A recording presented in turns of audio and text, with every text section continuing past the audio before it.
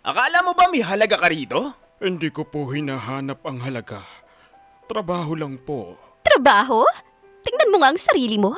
Ni hindi ka bagay sa lugar na to. Pasensya na po kung ganito lang ako. Hindi yan dahilan para dumumi ang paligid ko. Hindi ko po sinasadya. Lilinisin ko rin po agad. Lilinis ka? Kahit anong gawin mo, hindi mo mabubura kung ano ka. Alam mo kung ano ka, Berto? Opo, alam ko po. Hindi mo alam. Isa kang pagkakamali na hindi dapat nandito. Kung pagkakamali man po ako, bakit niyo po ako pinapayagang manatili? Para may mapagtawanan kami. Para may magpapaalala sa amin kung gaano kami kataas. Ganun po ba? Luhod! Pero sir, pagod po ako. Hindi pa ako tapos sa'yo. Hanggang kailan po? Hanggang sa matuto kang lumugar. Paano po kung doon ako nilagay? Anong ibig mong sabihin? Wala po. Tapusin mo ang sinasabi mo! Baka may araw lang talaga na magbabago ang pwesto ng mga tao.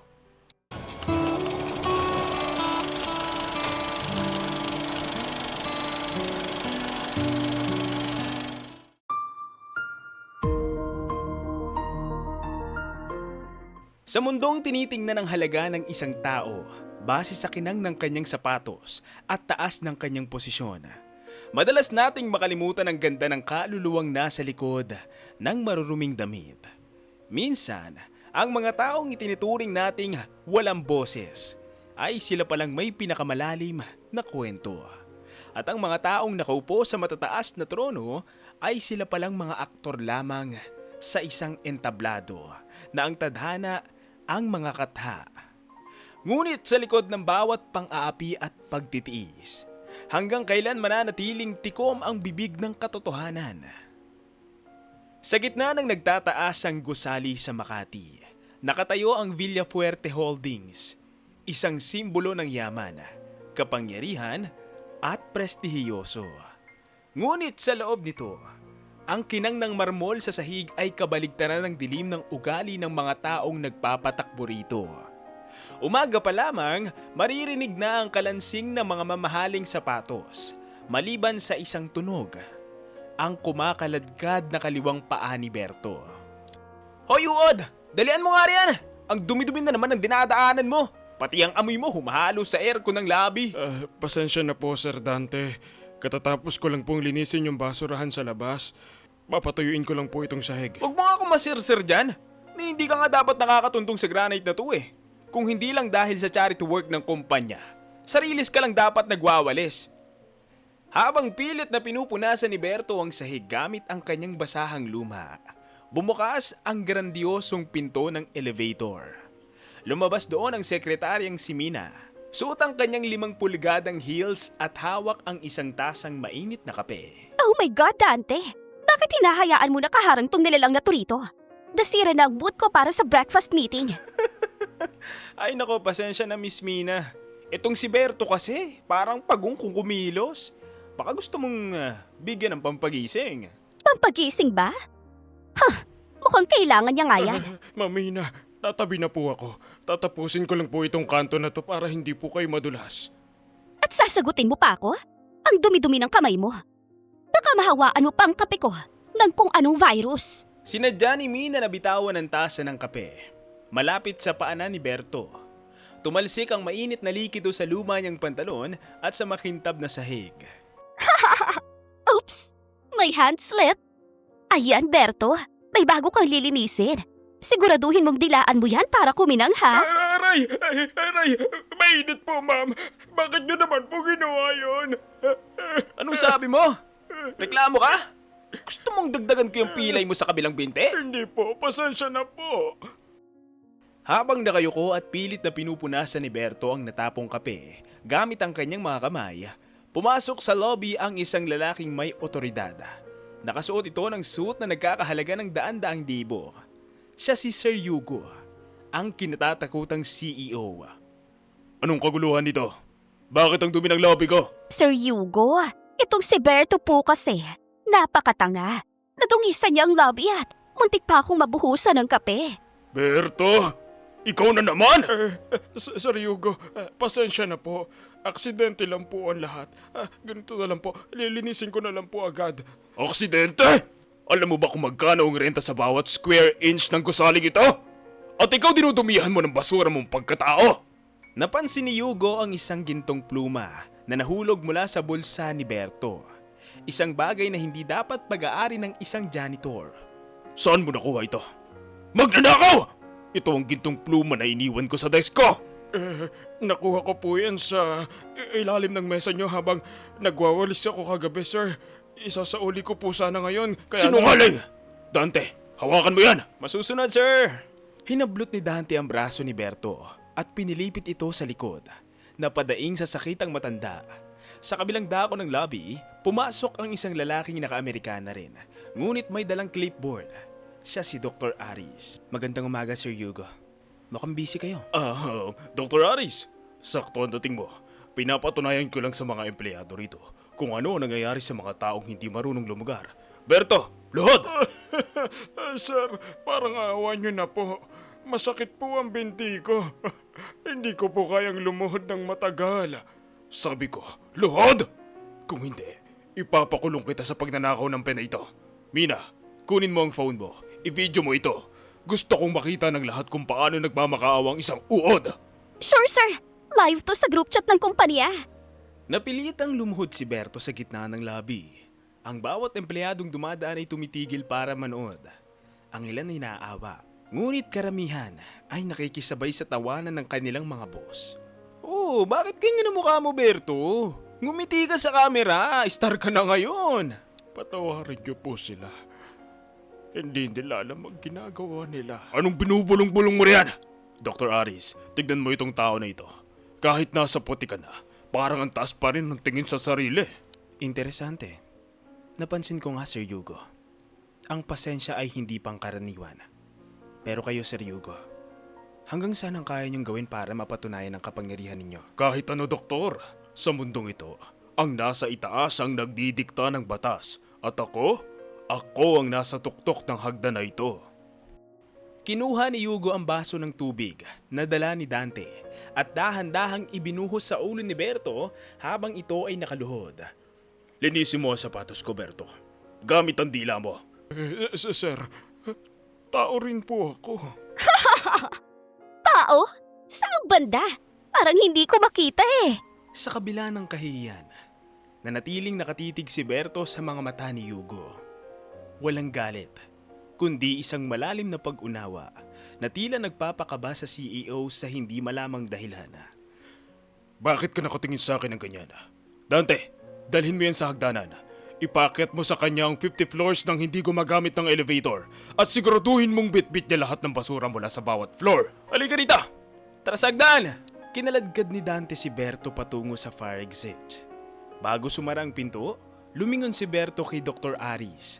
Nagpalitan sila ng isang mabilis na tingin. Isang tingin na may kahulugang hindi nauunawaan ng mga taong nasa lobby. Subject 1, Hugo, aggression level, critical. Subject 2, Berto, resilience level, beyond measurement. Ano pong sinusulat niyo, Doc? Para ba sa health insurance namin yan? Hindi, Miss Mina. Sinusukat ko lang kung gaano katibay ang pundasyon ng gusaling ito bago ito gumuho. Guguho? Imposible. Matibay ang Villafuerte Holdings dahil sa akin. Habang nagdiriwang ang mga mapagtaas sa lobby, nagsimula na ang hirap ni Berto sa hagdanan. Bawat hakbang ng kanyang pilay na paa ay may kasamang hapdi. Ngunit sa bawat palapag na kanyang nararating, tila may isang plano na unti-unting nabubuo sa kadiliman ng hagdanan. Konti na lang. Darating din ang oras na ang hagdanang ito ang magpapabagsak sa inyo.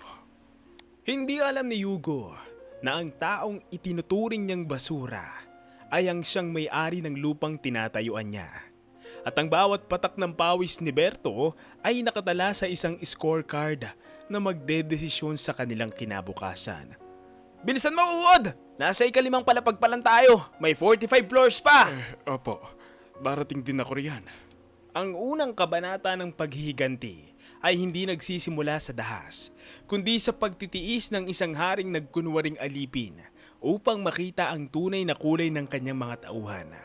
Sa loob ng Villafuerte Holdings, ang bilang ay nagsimula na.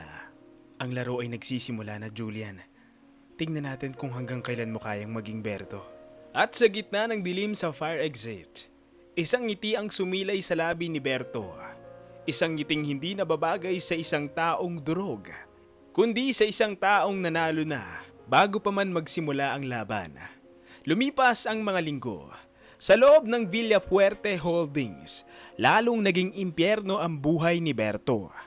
Habang papalapit ang gabi ng parangal para sa Owner of the Year, lalong naging malupit sina Hugo, Mina at Dante. Sa bawat palapag na kailangang gapangin ni Berto bitbit ang mga basura, tila lalong tumitindi ang halakhak ng mga nasa itaas. O Berto, hingal kabayo ka na naman. Ika-30 palapag pa lang yan ha. May 20 ka pa bago ka ba makarating sa penthouse ni Sir Hugo. Konti na lang. Matatapos ko rin po ito, Sir Dante. Ano matatapos? Nakita mo ba itong sapatos ko? Natalsi ka ng dumi galing sa basurang hila-hila mo. Punasan mo yan, ngayon din! Opo, pasensya na po. Habang nakaluhod si Berto sa gitna ng hagdanan para punasan ng sapatos ni Dante, lumabas si Mina mula sa elevator sa kabilang hallway. May dala siyang payroll sheet. Berto, huwag ka nang umasang may matatanggap kang sahod ngayong kinsenas. Ipinabawas ni Sir Hugo ang lahat ng yan dahil sa nabasag mong flower vase nung isang araw. Pero Mamina, aksidente lang po yun. Kailangan ko po ang perang yun para sa gamot ko. Gamot? Para saan? Para sa utak mo? Ang basura, hindi ginagamot. Itinatapon. At isa pa, pinagbawalan ka na ni Sir Hugo na gumamit ng elevator, di ba? Bakit nakita kitang nakatayo malapit sa pinto nito kanina? Tinitignan ko lang po kung maayos pa ang takbo. Baka po may kailangang linisin. Sinungaling! Gusto mo lang makalusot. Mula ngayon, hanggang sa matapos ang event mamayang gabi, bawal kang uminom ng tubig hanggat hindi mo nalilinis ang rooftop. Intindido? Intindido po, Ma'am. Sa opisina ni Hugo, kasama niya si Dr. Aris. Kampante ang CEO habang nag-aayos ng kanyang mamahaling kurbata sa harap ng salamin. Dok, nakita mo na ba ang mga video? Viral na sa internal server natin ang pagluhod ng uod na yun. Mas lalong tumaas ang moral ng mga managers ko. Takot silang maging katulad ni Berto. Moral o takot, Sir Hugo? Magkaiba yun. Nakita ko ang mga scorecard. Mukhang lumalampas na kayo sa itinakdang limitasyon ng acting nyo. Acting? Dok, sa posisyong ito, nagiging totoo na ang lahat. Ako ang CEO. Ako ang batas dito. Si Julian Villafuerte, nasan ba yun? Ilang taon na siyang hindi nagpapakita. Baka patay na yun o nasa ibang bansa, nagpapakasasa. Habang wala siya, ako ang hari. Paalala lang, Hugo. Ang kontratang pinirmahan mo ay may mga kondisyon. Ang kapangyarihan ay isang pagsubok. At pasado ako! Tignan mo, ang kumpanya ay kumikita. Ang mga tao ay sumusunod.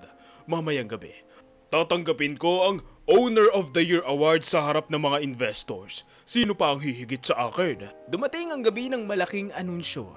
Ang Grand Ballroom ng Villafuerte Holdings ay puno ng mga taong nakasuot ng nagagandahang gown at tuxedo. Sa gitna ng entablado, nakatayo si Hugo, kasama sina Mina at Dante na tila mga anino ng kanyang kapangyarihan. Magandang gabi sa inyong lahat. Ang gabing ito ay patunay na ang Villafuerte Holdings ay nananatiling matatag sa ilalim ng aking pamumuno. Ang tagumpay ay para sa mga taong may mataas na pangarap, hindi para sa mga taong gumagapang sa putikan. Tingnan mo si Berto sa sulok, Dante. Nakasuot pa rin ng maruming uniforme. Ang galing talaga ni Sir Hugo. Ginawa siyang taga-silbi ng pagkain ng mga aso sa labas. Oo nga, maya-maya, pagkatapos ng speech ni Sir, bala ko siyang itisod habang dala ang tray ng wine. Masayang panoorin ng basag na kristal kasama ng basag ng pagkatao. And now, for the main event, I would like to thank the board for choosing me as the... Biglang namatay ang lahat ng ilaw. Nabitay ang boses ni Hugo sa hangin. Ang buong ballroom ay nabalot ng katahimikan at bulong-bulungan. Dante, ano nangyayari? Bakit nawala ang kuryente? Ayusin niyo to! Sir, chinecheck po namin. Hindi dapat mangyari to. Biglang bumukas ang isang malakas na spotlight. Hindi ito nakatutok kay Yugo, kundi sa malaking pintuan sa dulo ng ballroom. Isang musika na puno ng kapangyarihan ang tumugtog. Pumasok si Dr. Aris. Itinutulak ang isang mamahaling wheelchair. Sino yung nakaupo sa wheelchair? Ang mahal ng suot niya, ha? Teka, kamukha niya si... Pero hindi maaari. Huminto ang wheelchair sa paanan ng entablado. Ang lalaking nakaupo rito ay nakasuot ng isang midnight blue tuxedo na may gintong detalye. Dahan-dahan siyang tumayo. Walang pilay, walang kaladkad na paa. Ang kanyang tindig ay puno ng otoridad. Masyado ka nang naging kampante sa trono mo, Yugo. Nakalimutan mo na yata kung sino ang tunay na nagmamay-ari ng upuang yan. Berto, anong kalokohan ito? Bakit ka nakasuot ng ganyan? Security! Tatay! Ilabas niyo ang palubing ito! Sir, hindi ko magalaw ang mga paa ko. May mga pulis sa labas. Walang gagalaw! Ipinakikilala ko sa inyong lahat ang tunay na nagtatag at nagmamay-ari ng Villafuerte Holdings. Mr. Julian Villafuerte! Isang malakas na singhap ang namamayani sa buong silid. Si Mina ay halos mabitawan ng kanyang hawak na wine glass. Si Yugo naman ay napakapit sa podium para hindi matumba. Nagulat ba kayo? Sa loob ng 3 buwan, naging uod ako sa sarili kong kumpanya. Naranasan kong duraan, sipain, at pagkakitaan ng dignidad ng mga taong pinagkatiwalaan ko. Julian, sir, nagkakamali kayo. Kasabot niyo ako, di ba? Sabi niyo sa email, magkunwari akong CEO para subukin ng mga empleyado. Ginagawa ko lang ang utos niyo. Ang utos ko ay subukin ng kanilang katapatan, Yugo.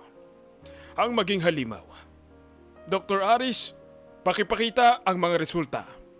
Narito ang character scorecard ni Yugo. Level of empathy, 0%. Level of abuse, 100%.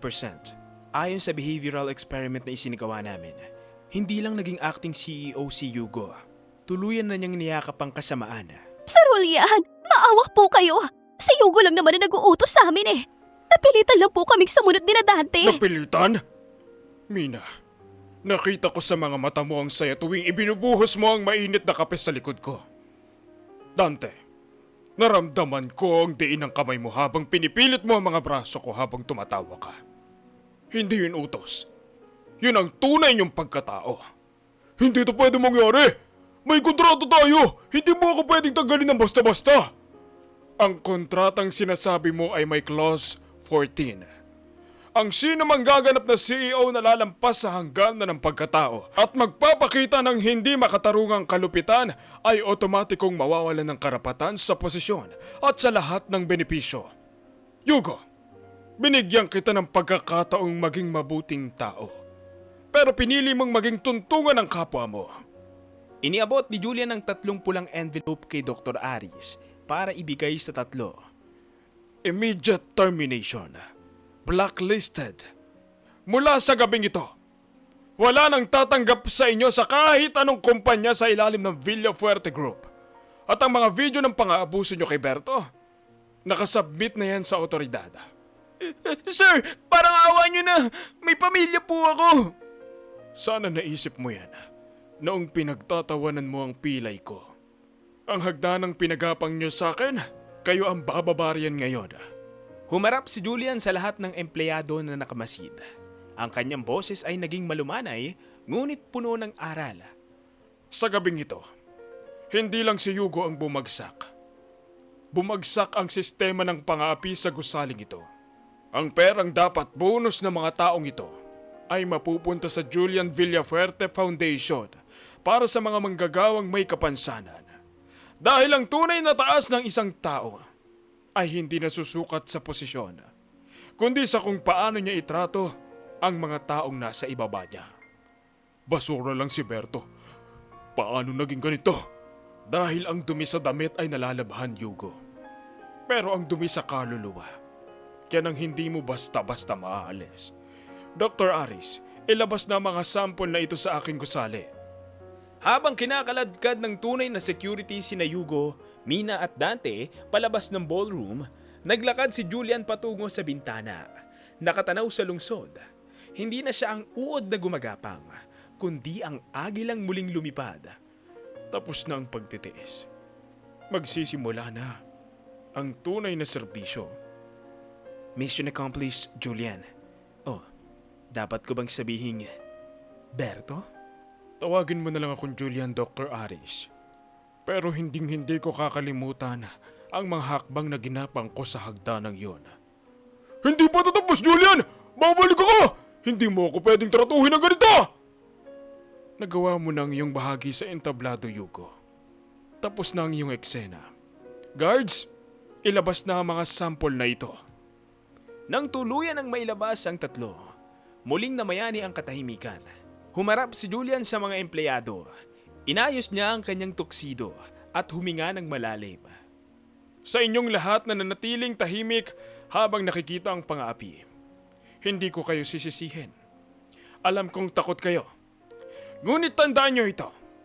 Ang kumpanyang ito ay hindi itinatag para sa isang tao lang. Ang Villafuerte Holdings ay para sa bawat manggagawa.